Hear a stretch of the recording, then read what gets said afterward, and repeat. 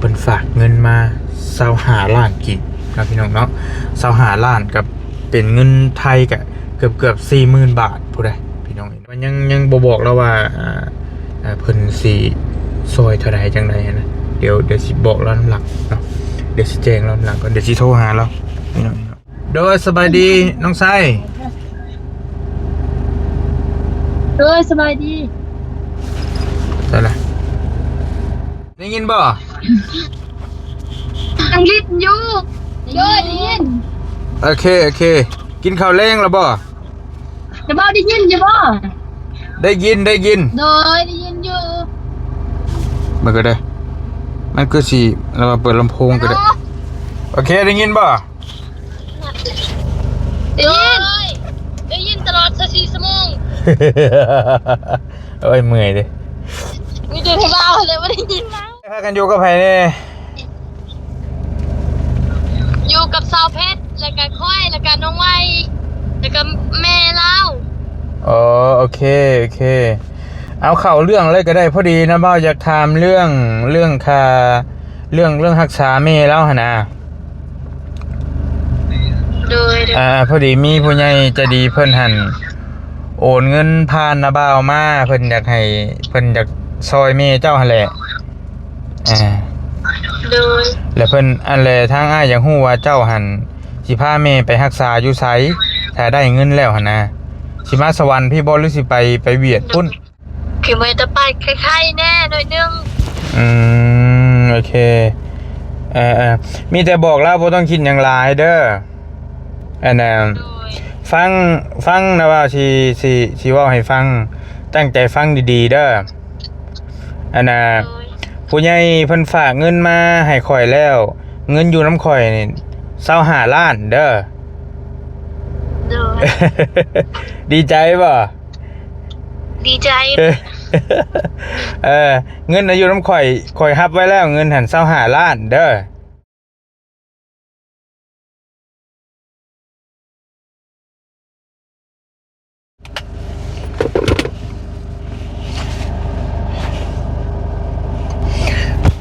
พี่น้องกราบทักทายสบายดีเนาะสบายดีและสวัสดีเด้อพ่อแม่พี่น้องเบิดสุขุทุกคนพี่น้องยามค่ำยามแลงเนาะบอลลี่กับมันก็จะเริ่มต้นว่าได้ตอนนี้หันบอลลี่อยู่มุกดาหารนะพี่น้องเนาะอยู่ฝั่งไทยพี่แหละอยู่โรบินสันพอดีพาลูกสาวมาไปสวนสัตว์นี่ไปวัดนี่มันนี่ก็ได้แล้วก็มาแวะอยู่โรบินสันนี่ตอนเร่งๆนะพี่น้องเนาะเพิ่นกับขึ้นไปลิ่นของลิ่นอยู่พอดีบอลลี่เนาะก็เลยมาทำคลิปเนาะอัดคลิปแจ้งพี่แจ้งน้องพี่น้องแจ้ง FC แจ้งทางผู้ใหญ่ใจดีเพิ่นเลยพี่น้องเนาะพอดีมีบอลลี่มีข่าวดีเนาะข่าวดีมีโชคใหญ่เลยก็ว่าได้พี่น้องเนาะสิมาแจ้งทางครอบครัวน้องเพชรพี่น้องเนาะพอดีมีทางผู้ใหญ่ใจดีเพิ่นฝากเงินมาซอยน้องเพชรไม่ห่างที่เราอยู่น้ำน้องไส้นะพี่น้องเนาะพอดีมีผู้ใหญ่ใจดีเพิ่นฝากเงินมาซอยช่วยเหลือทางทางเมย์แล้วช่วยเหลือเรื่องการผ่าตัดพี่น้องเนาะเพิ่นฝากเงินมา25ล้านกีบครับพี่น้องเนาะ25ล้านกับเป็นเงินไทยก็เกือบ40,000 บาทผู้ใดพี่น้องเนาะก็เดี๋ยวบอลลี่สิโทรไปแจ้งข่าวแล้วสิโทรไปถามรายละเอียดเราว่าเราสิมารักษาตัวอยู่ไสแรกหันเพิ่นฝากมาแล้วบอลลี่ก้าววาซิเลนขึ้นไปเซอร์ไพรส์แล้วแต่ว่าบัดนี้แหละบอลลี่มาเบิ่งสถานการณ์แล้วมันก็บอลลี่หากกลับมา2 มื้อนี่แหละวาซิเลนกลับไปกลับมาก็เลยว่าถามเราก่อนถ้าสมมุติว่าเราสิไปรักษาอยู่เวียดแหละบอลลี่ซิเลนเอาเงินขึ้นไปให้นะ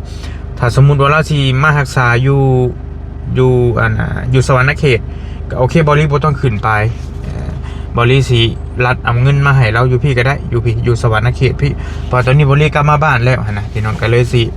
โทรหาสาวเพชรก่อนว่าเพิ่นสิว่าแนวใดเพิ่นสิมารักษาตัวอยู่ไสเพิ่นพร้อมมื้อใดจังไดนะเดี๋ยวสิแต่ว่ายังบ่บอกเราว่าเพิ่นสิซอยเท่าใดจังไดนะเดี๋ยวสิบอกเราน้ำหลักเนาะเดี๋ยวสิแจ้งเราน้ำหลักก่อนเดี๋ยวสิโทรหาเราพี่น้องสิโทรหาเราก่อนเดี๋ยวสิโทรหาน้องเพชรก่อน รหาน้องไส้แหละเพราะว่ามันอยู่กับน้องไส้โอเคก็ถือว่าเราเองก็ปรารถนาอยากให้เมย์เศร้านะจริงๆบอลลี่กะว่าจริงๆบอลลี่ช่วงนี้ก็ยุ่งในนิดนึงเพราะว่าเบอร์อื่นนี่ก็สิพาเมย์มาฟอกไตอีกนะพอเปลี่ยนเวรก็บ่เตียงลบไปลบมาแล้วก็เลยว่ากับเรื่องมันเป็นเรื่องที่มันรีรอบ่ได้เรื่องเจ็บเป็นเอ็นอุ่นเรื่องเจ็บไข้ได้พะยาธินี่เราเองก็ทุกข์ทรมานเจ็บท้องอยู่นะก็เลยว่าอยากฝ้าวแจ้งแล้วเนาะเดี๋ยวสิจังค่อยว่ากันเรื่องนี้มันแบบว่ามันช้าบ่ได้นะพี่น้องเนาะเรื่องเหตุเพื่อนเหตุซ่านนี่ก็ยังซ้ำหนึ่งบอลลี่เองก็ยังมีเคสอยู่ที่ผู้ใหญ่ใจดีพันซอยให้เฮ็ดสมแซมเพื่อนให้ทางเมตู้ที่เราแขววองที่เรามีเมีย2คนน่ะครอบครัวนั่นก็ยังบ่ทันได้เฮ็ดตัวนั้นก็เพราะว่าก็บอลลี่ขึ้นไปดนแล้วก็กลับมาพาแม่มาฟอกไตนี่ตัวนั้นตัวเฮ็ดเพื่อนน่ะก็ซ้ำหนึ่งแต่ว่านี่เรื่องเจ็บไข้ได้ปัญญามันเป็นเรื่องของชีวิตเลยนะตอนนี้พี่น้องก็เลยฝ้าวอยากเอาตัวนี้ก่อนเดี๋ยวสิถามแล้วก่อนไปได้พี่น้องเด้อตัวหาน้องไส้ก่อนปวดหัวบอลลี่กับป้อนอนบ่ค่อยอิ่มพี่น้องไอ้ลายมื้อตัวหาน้องไส้ก่อน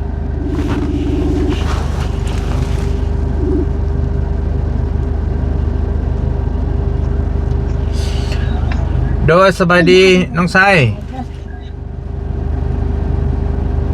สบายดีได้ละสัญญาณบ่มีฮัลโหลคือมืดเลย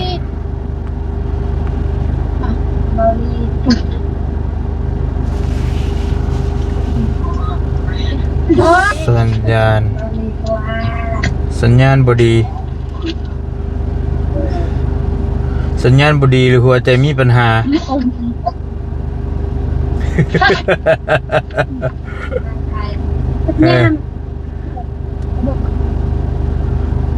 โอ้สัญญาณก็เลย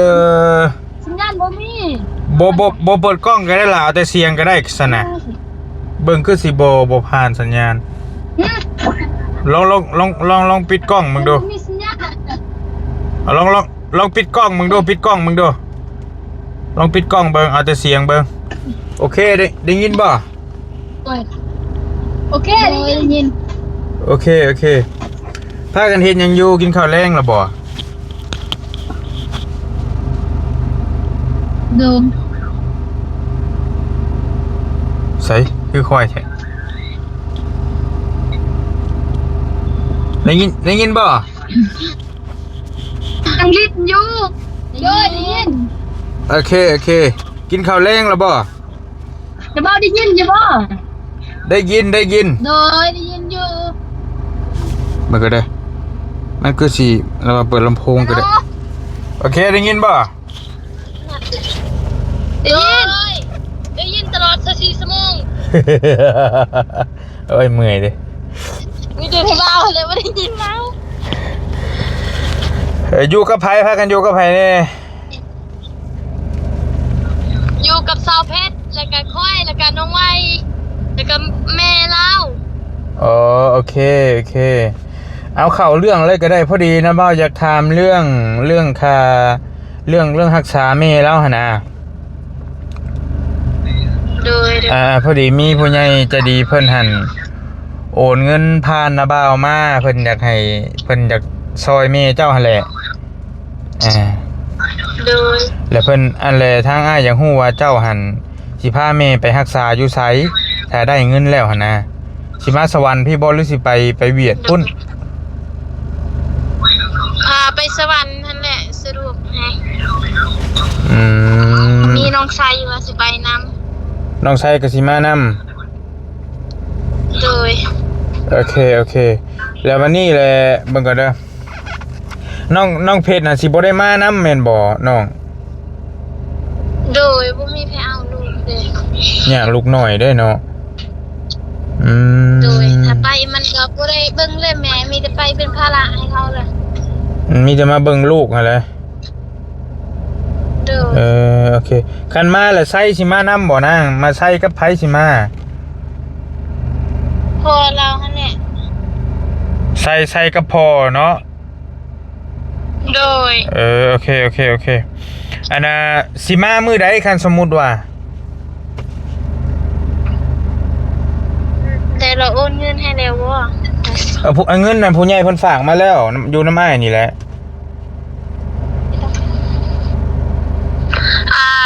ถ้าเบิ่งถ้ามาความแม่นถ้าพ่อเฮาก่อนเป็นว่าถ้าพ่อเฮาวางเวียกมื้อใดประมาณมื้ออื่นนี่แหละมื้ออื่นก็สิได้ฟังคำตอบและมื้ออื่นเฮาสิเซ็ตบอกนะบ่าวเด้อ โอเคมีแต่ตอนแรกหั่นนาบ่าวว่าสิแล่นเอาเงินขึ้นไปมอบให้หั่นนะแล้ววันนี้แหละนาบ่าวก็เลยถามก่อนว่าถ้าว่าเจ้าสิลงมาพี่อยู่แล้วหั่นนาบ่าวสิบ่ขึ้นหั่นนะบ่หมายว่าเพราะว่ามันก็ขี้ข้านลบไปลบมา โดย เพราะว่านาบ่าวก็ยุ่งแน่เพราะว่าบ่อื่นนาบ่าวก็สิพาแม่มาห้องหมอคือกันอีกหั่นน่ะลบไปลบมาโดยโอเคบัดตอนนี้อาการแม่เพิ่นเป็นจะได้แม่น้องเพชรหาอยู่ร่วมกันบ่โดยเป็นได้แน่เราหันไข้อยู่บ่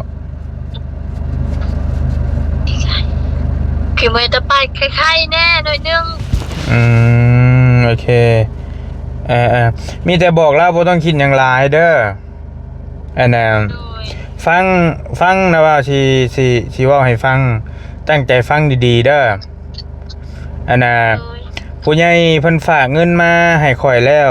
เงินอยู่น้ำข่อยนี่25ล้านเด้อดีใจบ่ดีใจเงินอยู่น้ำข่อยรับไว้แล้วเงินหัน25ล้านเด้อบอกแล้วบ่ต้องคิดหยังหลายโดยเราก็อยู่นี่แหละโอเคแต่ว่าเงิน25ล้านนี่นะบ่าวก็บ่ฮู้ว่ามันสิพอหรือมันสิเหลือก็มาเบิ่งตัวจริงนํกันเนาะแต่ว่าเงินมันก็ค่อนข้างหลายเติบแล้วหั่นนะคันว่ามารักษาก็ได้เงินประมาณเกือบ 40,000 บาทละ 30,000 กว่าบาทละเงิน20ปลายล้านหั่นนะก็มีแต่ซุมเจ้าปรึกษากันแล้วก็หามือมาเด้อและคันว่าสิพร้อมมามื้อใดนะบ่าวสิโอนเงินให้สัก5ล้านก่อนก็ได้เดี๋ยวเอาบัญชีใส่มาเด้อเดี๋ยวโอนค่ารถให้ก่อนโดยโอเคเดี๋ยวโอเคเดี๋ยวส่วนที่เหลือเดี๋ยวนะบ่าวสิมามอบให้อยู่พี่น้ำหลังนะโดยเคยมาอยู่ที่พอจะเคยมาที่ไสบ่จักคือกันแหละบ่ฮู้คือกันคือสิเพิ่นสิเคยมาที่สวรรค์บ่เคยก็บ่ยากดอกนะบ่าวก็มีคนฮู้จักอยู่ในห้องหมอเดี๋ยวสิฝากเพิ่นให้เด้อบ่ยากดอกคันมาห้องหมอสวรรค์ฮะแล้วว่ามีคนฮู้จักอยู่ในหั่นแล้วก็มันบ่ยากดอกมันอยู่ในลาวเฮาเองคันเฮาบ่จักหยังเฮาก็ถามเอาหั่นนะว่าเฮ็ดแนวใดนี่มันบ่ยากดอกก็แค่เจ้าว่าสิว่ากระทามทั้งพ่อก่อนทางสาวเพชรมาทามทั้งพ่อเฮาก่อนบ่จักเพิ่นสิพาไปไสนะโอเคเอาความสะดวกซุมเจ้าเด้อถ้าว่าซุมเจ้าสะดวกไปเวียดสะดวกไปเวียดบ่หรือสิสะดวกมาสวรรค์ก็สุดแล้วแต่เด้อก็มีทางมื้อนะเดี๋ยวเฮาสิโทรหาบอกใหม่เด้อโอเคได้ครับเพราะว่านาบ่าวก็บ่อยากรอช้านะนาบ่าวมันยุ่งแน่จริงๆหั่นนาบ่าวกล้าว่าว่างๆน่ะสิแล่นขึ้นไปให้แต่ว่ายันเมสาวเพชรน่ะยันเราเจ็บแฮงน่ะอยากเฝ้าให้ไปฟ้าตัดนะให้มันเศร้านะประมาณว่าก็แล้วแต่ความสะดวกชุมเจ้าถ้าชุมเจ้าสะดวกไปเวียดก็แล้วแต่คันนาบ่าวบ่ได้ขึ้นไปก็อาจจะโอนเงินไปให้บ่หรือว่าสิให้ทีมงานไปมอบให้แทนถ้านาบ่าวบ่ได้ไปหั่นนะก็บ่ยากดอกในตัวนั้นน่ะมีแต่ถ้าเจ้าปรึกษากันเบิ่งเด้อโดยเพราะว่าก็บาปแล้วแล้วนอนรับอยู่ที่ซุมื้อแต่ละมื้อบางมื้อก็นอนบางมื้อก็บ่ได้นอนมันเจ็บแฮงเนาะบ่ติแล้วแต่ว่าโตค่าใช้จ่ายนี่ทั้งเจ้าก็ยังบ่ฮู้แม่นบ่สะเพชรว่ามันสิใช้จ่ายเท่าใดแม่นบ่โดยเคยไปถ้าไปเวียดนามมันสิแพงหลายแฮงค่าใช้จ่ายแต่อยู่ลาวยังบ่จักเฮาไปเวียดนี่ประมาณ40แล้วหรือว่า50แต่ว่านะบ่าวว่าคันว่าบ่ค่าหยังนะบ่าวว่ามาลาวเฮามันสิถือก่อน เฮามีสัมมโนครัวอีหยังเด้มารักษาอยู่พี่น่ะมันสิถือโควิดหั่นนะ โอ้ยมาลาวมันสิถือกว่าเลยนั่นแหละเคยต้องถือสมโนไปบ่ แม่นต้องถือมาต้องถือมา ถือสมโนไปบ่ แม่นแล้วเอามีสมโนเด้ บ่มีสัมมโนซับบาดนี่เนาะ โดยสมโนนี่ล่ะเม็ดนึง บ่ สมโนเพิ่นเสียสมโนเกียเลย สัมมโนเสียติ โดย บัตรประชาชนนี่หยังก็บ่มีบ่ บ่มีใส่น้ำกันก็เสียหมดเลยตอนย้ายเฮือนมาใหม่ เนาะจะได้เด้บัดนี้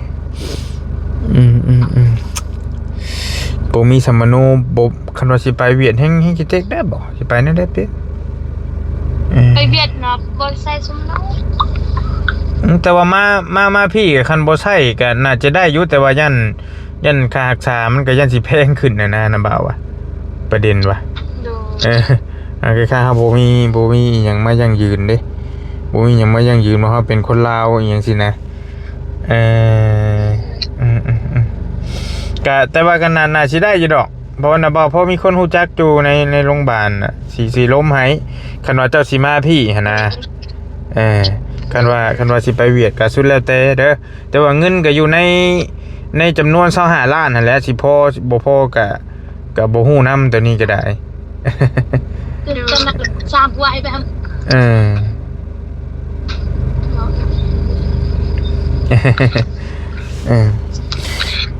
ก็ปรึกษากันเบิ่งเด้อสาเพชรเด้อกับครอบครัวกับพ่อน้องไสน้องหยังหั่นแล้วว่าเพิ่นพร้อมมื้อใดจังใดนะโดย คันว่าลงมาพี่ก็ข่อยสิไปเบิ่งนำคันข่อยว่างหั่นนะเพราะว่าก็มันก็บ่ได้ไกลจากบ้านข่อยก็นี่แต่ว่าคันว่าไปเวียดพุ่นก็ข่อยบ่จักทางไปบ่ค่อยไปทางไหนปรึกษากันเบิ่งผู้ใหญ่อันน่ะผู้ใหญ่จะดีหั่นแม่นผู้ใหญ่จะดีที่เพิ่นซอยอันนั้นหั่นเด้อไสเด้อผู้ใหญ่จะดีเป็นคนเดียวกันที่ซอยซื้อเครื่องของในห้างเจ้าหั่นแหละที่เฮาไปเซอร์ไพรส์แม่ตู้แคววองหั่นแหละเป็นคนเดียวกันโดย เด้อเบิ่งหั่นน่ะว่าเปิดกล้องดูบัดลองเปิดกล้องมึงดูได้อยู่บ่ปึ๊บเดี๋ยวเปิดก่อน ลองมึงดูฟับอันเด้ได้แล้วเด้บัดนี้เด้อย่างสบายดี FC แน่เพิ่นเบิ่งอยู่โอเคพี่น้องใส่เมย์แล้วได้เมย์อยู่ใส่เบิ่งเมย์ดูแม่อยู่เทิกหั่นยาละบ่เป็นหยังโดย ก็มีแต่นั้นน่ะแล้วให้ฝากให้เซาเพชรเด้อกับน้องไส้ให้นบมือฟังนะบ่าวสิย่อให้ฟังเด้อนบมือขอบใจผู้ใหญ่ใจดีเพิ่นเด้อโดยผู้ใหญ่ใจดีเพิ่นอยู่บ้านต้นเพิ่งเมืองต้นเพิ่งแขวงบ่อแก้วเด้อเพิ่นบ่ให้ออกชื่อออกเสียงเพิ่นให้บอกซ้ำนี้เด้ออยู่บ้านต้นเพิ่งเมืองต้นเพิ่งแขวงบ่อแก้วมีแต่ฝากขอบบุญขอบคุณว่ารถจะพาว่ารถก็ขอบบุญขอบคุณก็ขอบบุญขอบคุณทางผู้ใหญ่อยู่เมืองต้นเพิงบ้านต้นเพิงเพิ่นอยู่แขวงบ่อแก้วอยู่แขวงบ่อแก้วโดยขอให้อยู่ดีอายุมันคนยืนปรารถนาสิ่งใดขอให้ได้สิ่งนั้นเด้อขอให้ร่ำรวยขอให้สุขภาพเข้มแข็งความเจ็บบ่ให้ได้ความไข้บ่ให้มีขอให้อายุมันคนยืนเงินที่ฝากมาให้รักษาของป้าร้านก็ขอให้อยู่ดีมีแห้งอายุมันคนยืนเด้อเงินที่ฝากมาให้ก็ขอให้กลับคืน100 เท่า1,000 เท่าเด้อสาธุขอบใจหลาย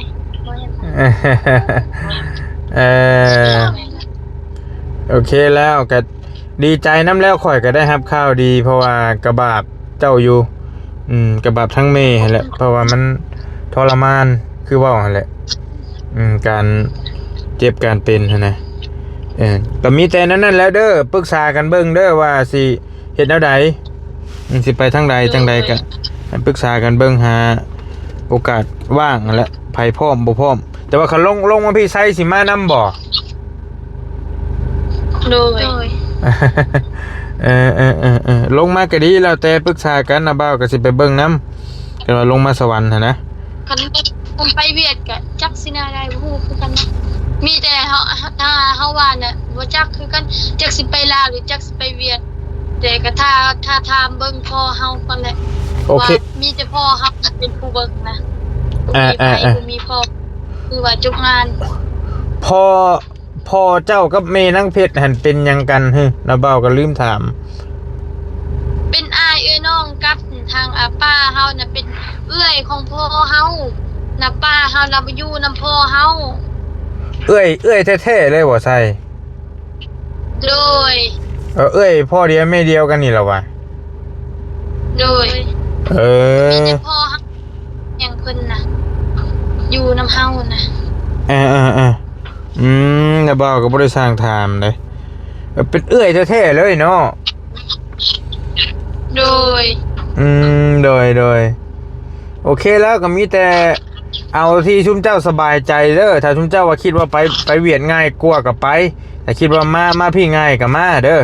แล้วแต่นะบ่าวบ่ได้ว่าหยัง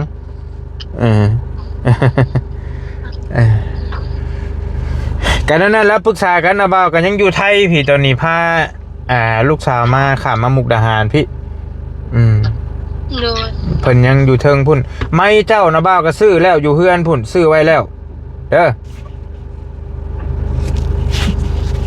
ยัง ได้ยินบ่ไม่เจ้าฝากซื้อนะนะบ่าวซื้อแล้วอยู่เฮือนนะบ่าวพุ่นแหละ โดย นั่นแล้วอยู่ดีมีแห้งเด้อสบายดีอยู่ดีมีแห้งเด้อ โอ้ยขอบใจหลายเด้อขอบใจทางบอลีนำขอให้เป็นทางปลอดภัยเด้อลำๆรวยๆขอให้ได้สิขอให้เดินทางปลอดภัยเด้อสาธุ โอเคขอบใจได้หลายเด้อปรึกษากันเบิ่งโดยแม่ทางให้ขอให้แม่ทางนาบ่าวให้ไปเด้อ โอเคขอบใจได้หลายไปก่อนบ๊ายบายเด้อ โอ้ยสวัสดีเด้อ โดยสวัสดี โอเคพี่น้องก็ถือว่าดีใจน้ำเพิ่นในไลน์แล้วพอดีกันถือว่าคลิปนี้มาแจ้งข่าวดีข้ามประเทศเลยเนาะตอนนี้พอลีอยู่มุกเพื่อแล้วโทรหาน้องๆเพิ่นอยู่เซโปนติดชายแดนเวียดเพื่อแหละน้องไซเพิ่นอยู่ก็ได้ใกล้ๆมอพุทธปวดหัวแล้วบอลี่ก็ทึบอยู่ห้องนอนบ่อิ่มบวกกินกาแฟบอลี่กินกาแฟบ่ต่อเนื่องแล้วปวดหัวแบบว่าจักสิวันเท่าใดพอดีก็เพิ่นฝากเงินมามื้อก่อนเมื่อวานนี่บ่เพิ่นฝากมาบอลี่ก็แบบว่าป้อเฮายุ่งพอสมควรอยู่ช่วงนี้ก็แต่บอลี่ว่าสิญาติโอกาสขึ้นไปมอบเงินให้อยู่แต่ว่าก็เลยแบบว่าแชทถามไส้ส่งถามไส้เบิ่งก่อนว่าเพิ่นสิแนวใดจังใดหั่นนะแต่ว่าคันว่ามันบ่ทวงบ่ทันก็บอลี่ต้องการความไวเพื่อเอาชีวิตเมน้องเพชรนั้นไว้เพราะว่าเราเจ็บเราทรมานหลายบอลี่สิหาโอกาสขึ้นไปเล่นขึ้นไปเองหั่นจริงๆเรื่องเงินนี่เฮาโอนข้ามกันได้แต่ว่ามันก็บ่คักซ้ำเฮาไปเองไปมอบให้ด้วยมือตัวเองอย่างที่นะว่าการสัตว์บุรุษนี่ให้ท่านด้วยมือตัวเองนี่มันสิคักกว่าแต่บางทีเหตุปัจจัยมันไปบ่ได้เลยเฮากับด้วยความที่มันรีบร้อนโอเคอาจจะโอนมาให้แฟบมันจะง่ายนี่ฮะนะพี่น้องตัวนี้มันก็เว้าเรื่องชีวิตคนเฮาสิรีรอบ่ได้เพราะว่าผู้ใหญ่จะดีเพิ่นก็ปรึกษากับบ่ดีเพิ่นว่าบ่อยากให้มันยืดยาวเพราะว่าคนชีวิตคนหั่นน่ะว่าง่ายๆก็ได้พี่น้องเนาะก็คันรักษาได้ก็ฟ้ารักษานะอย่ามันลุกลามไปคือเมบอลี่นี่โปโตสิเทียมมาฟอกนี่ก็จะเสียเงินมาจะใช้นะก็ลำพังที่ซื้อข้าวกินก็ยังพอแห้งแล้วพี่น้องเนาะเอาก็ยินดีน้ำเมเพิ่นในไลน์น้ำเมน้องเพชรเป็นเงินก้อนใหญ่สำหรับการรักษาเมน้องเพชรเงิน 30,000 ตีไป 37,000 บาทรวมๆประมาณนี้ 37,000 กว่าบาทนี่แหละเนาะแต่เป็นเงินบาทก็ได้เป็นเงินกีบประมาณ25ล้านกีบนะพี่น้องเนาะทั้งนี้ทั้งนั้นบอลลี่เองก็ต้องขอขอบใจแล้วก็ยินดีน้ำครอบครัวทางน้องเพชรเดลายเนาะต้องขอขอบใจเป็นอย่างสูงทางผู้ใหญ่ใจดีนะเพิ่นอยู่บ้านต้นเพิงเมืองต้นเพิงอยู่แขวงบ่อแก้วนะเพิ่นบ่ออกชื่อออกเสียงพี่น้องเนาะก็ต้องให้เพิ่นนั่นแหละขออภัย ให้ทั้งผู้ใหญ่ใจะดีอยู่ดีมีแฮงให้โชคให้มานให้ร่ำให้รวยให้ถูกหวยรวยเบอร์ปรารถนาสิ่งใดก็ให้ได้สิ่งนั้นสมความมุ่งมั่นปรารถนาร่ำรวยอยู่ดีมีแฮงเดินทางไปทางไหนมาทางใดก็ให้ตลอดปลอดภัยเด้อเนาะให้โชคให้มานให้ร่ำให้รวยให้เฮงๆปังๆเจ้าทานมาซำนี้ก็ให้เงินกลับคืนหาเจ้า100 เท่าพันเท่าเด้อเนาะผู้ใหญ่ใจะดีอยู่ดีมีแฮงสาธุเอายินดีนํเพิ่นได้หลายแนวใดก็บ่รีจังสิแจ้งข่าว FC อีกเทื่อนึงให้เพิ่นปรึกษากันว่าสิแนวใดจังใดหันนะจังค่อยว่ากันสบายดี